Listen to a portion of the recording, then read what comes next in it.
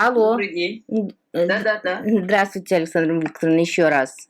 Добрый день. Можно поговорить, да?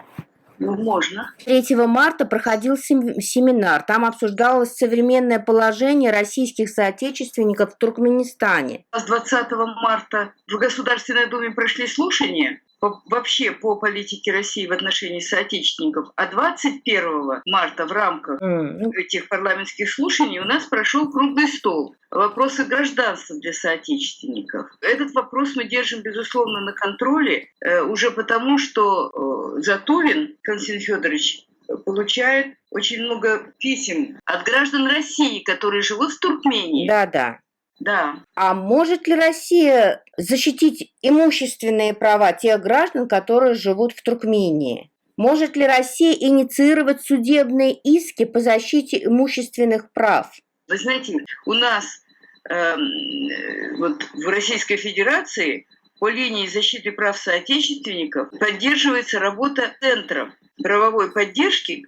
И в этих центрах есть юристы, которые являются гражданами Туркмении. У них одновременно может быть и российское гражданство, и вот они тогда могут в судах выступать в защиту этих прав. Вы имеете в виду то, что люди могли бы в полной мере реализовывать свое имущество, если они переезжают, например, в Российскую Федерацию, и не могут там продать свою квартиру или деньги вывести. Это вы имеете в виду? Я имею в виду, что они даже не могут вывести своих...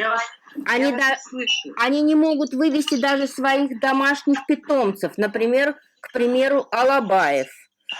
Человек взял с щенячьего возраста, вырастил, а потом он вынужден его выбросить или отдать кому-нибудь, оставив при этом государству. Я вас сейчас немного в курс веду. Существует межгосударственный закон между Россией и Туркменией о том, что российские граждане, имеющие двойное гражданство, имеют право вывозить. Этот закон есть. Я знаю, у нас есть соглашение о статусе переселенца. О статусе переселенца. И вот те, кто имеют статус переселенца, они имеют право, по-моему, в этом соглашении оговорено как раз право на вывоз имущества. Такое соглашение есть. И люди, обладающие статус переселенца, они имеют право.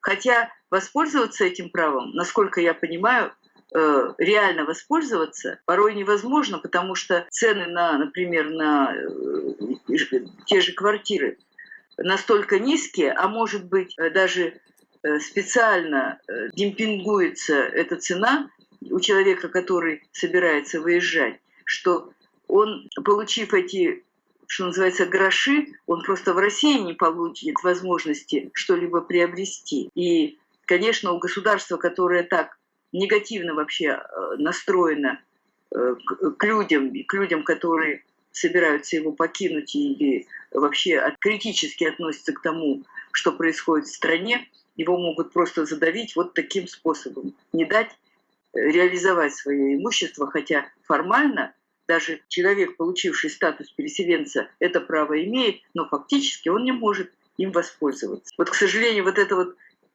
такие хитромудрые такие вот способы уничтожения, по сути, человека, да, унижения его, недопущения возможности для него воспользоваться своим правом и реализовать свое личное имущество. К сожалению, это присутствует вот в этой стране. Что там говорить? Страна закрытая. Страна, в которой люди, я говорю, безвестно пропадают. Люди умирают без возможности получить квалифицированную медицинскую помощь там, без возможности выехать из страны. Это ужасное положение. И, конечно, это не должно быть так. Это не должно быть так, безусловно.